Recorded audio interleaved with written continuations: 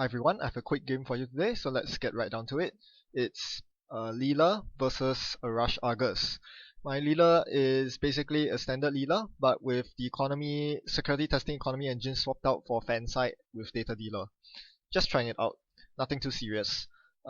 He scores a hostile right off the bat, which is perfect. This allows me to siphon freely and clear the tags later.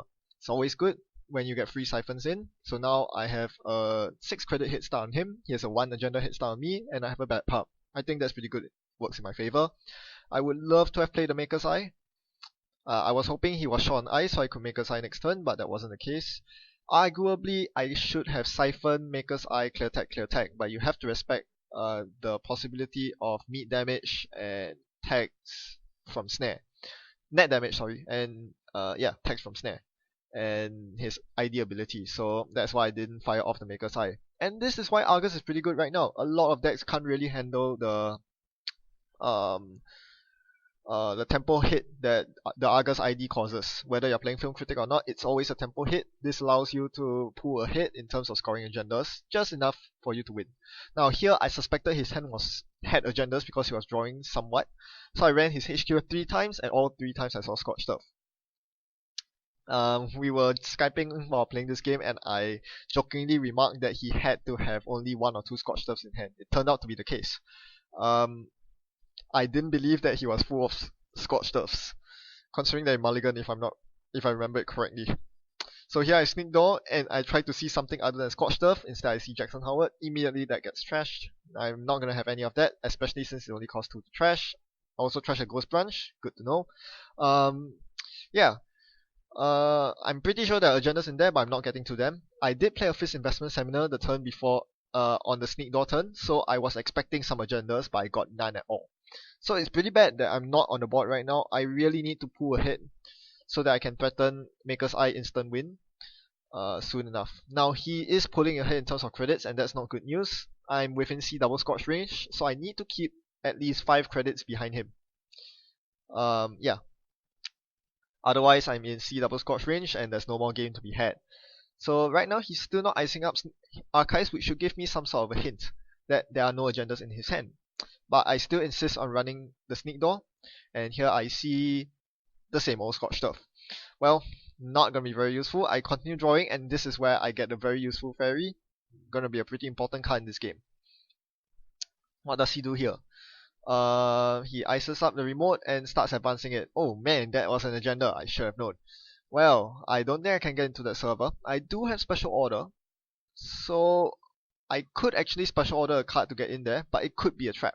So what I'm going to do here instead is I'm going to just let him score the agenda, and that's the biggest mistake. I should have fetched the Atlas when he played it naked, and I should have special ordered for the correct breaker by running his remote.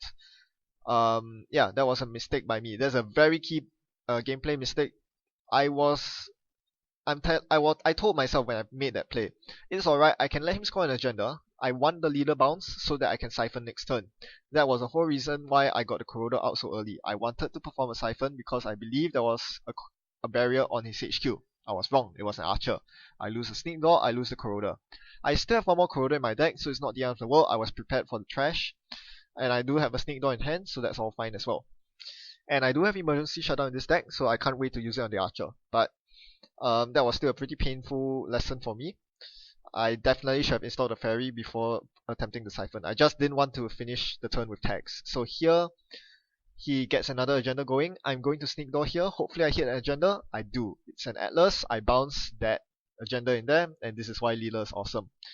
HQ pressure leads to no scoring for you. But again, I really wish I had stolen that first Atlas instead. Giving him an Atlas counter is a huge mistake because it turns off indexing. And that I quickly realized was going to be my downfall. So he tried again with that same old agenda, and I knew I couldn't get in because I no longer had a special order. So I really should have used the special order, saved it for contesting the remote. It's a huge mistake to use the special order blindly on a Corroder only to get hit by an archer. That really set me back and prevented me from contesting the remote. Without any inside jobs or stuff like that, he gets a geothermal fracking and it's up to 4 points. I do bounce the R&D ice. I could go for an indexing here, but Atlas is a problem, and I wanted the Siphon more. Since I had Fairy out, I went for the Siphon to establish a credit lead. This allows me to, this is pretty important because I know he's going to use geothermal fracking next turn. I want to stay ahead. I do have Earthrise sticking, so things are not all that bad. So he ices up R&D and gets 2 geothermal tokens off for 14 credits. And this is where I draw into my data dealer, and this is where the awesome part kicks in. With data dealer, I can now keep afloat on his credits. Even though he has double geothermal, I'm still out of sea scorch range because I just gained 9 from playing data dealer. Fan side is so good. But what am I going to do from here? I have no breakers. I sneak door into a data raven and I can't afford to go on. I can clear the tag on my last click, but if I steal an agenda, I'm gonna or if I hit a snare, it's game over. So I'm going to stop and I'll go in when the time is right. In the meantime, he continues flushing out agendas and I know I can't contest that. Without special order, without a Zuki Master, without Corroder, there's no way I'm getting into that 3 deep remote. No ferries either. I can't get to HQ because I haven't found my other ferry. I can run through archives, but what does that do for me? I don't think he has agendas in hand. So here, I play Fist Investment Seminar to flood his hand. And I see an emergency shutdown and a special order. Lots of choices available, but time is not on my side. I decided that the best solution right now is to go for a sneak door run so that I can activate emergency shutdown. More importantly, if I fetch an agenda, I can slow him down from scoring stuff. So I take a tag, I allow him to trace me. Obviously, since I'm out moneying him, I can easily beat the trace, and I access 1 card. This will be very key. It's an archer. Alright, so with a successful HQ run comes the emergency shutdown. I conveniently forget that I'm still tagged at the end of my turn, so I die to double scorch. Whoops. Well, that was very careless by me, but that aside, I don't think I had the game anyway. My opponent was going to win, no matter what. When you're up against Wayland, it's all about who makes more mistakes. And in this game, clearly, I made the most, and I deserve the flat line. Well, sure, forgetting to clear the tag on Data Raven was a huge oversight that wouldn't have happened in a real life game because I would have taken a physical tag. But there was so many gross misplays during the entire game on my part, and I totally deserve to lose it. Despite that, firstly, as I mentioned, special order is so important in criminal. Misusing it blindly for Corroder for what you think is a barrier on HQ. I mean, you didn't even see it on R&D. It's something that you're guessing by pure virtue of them being Wayland. That was a huge mistake by me. A good player doesn't make such gambles unnecessarily. They save the special order for when they know what ice is going to come up.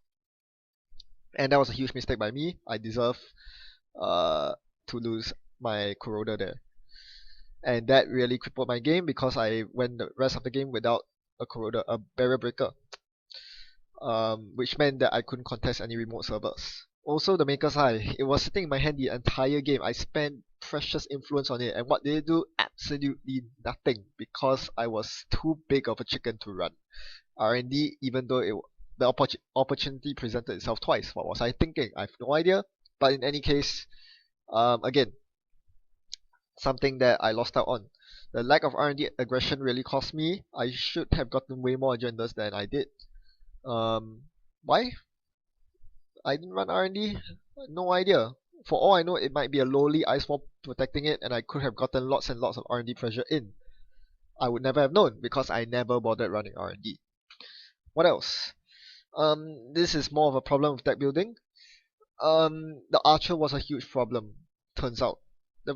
You would think that criminals are good with killers, sentry breakers, because it is their faction specialty. It's not really the case. This deck doesn't really pack any long-term solution to Archers or Grims. Because I spent all my precious influence on Zuki Masters, Corroders, and R&D multi-access, I lose out on Data Suckers. I lose out on a proper Sentry Breaker. And anyway, there are not that many good ones in the faction anyway.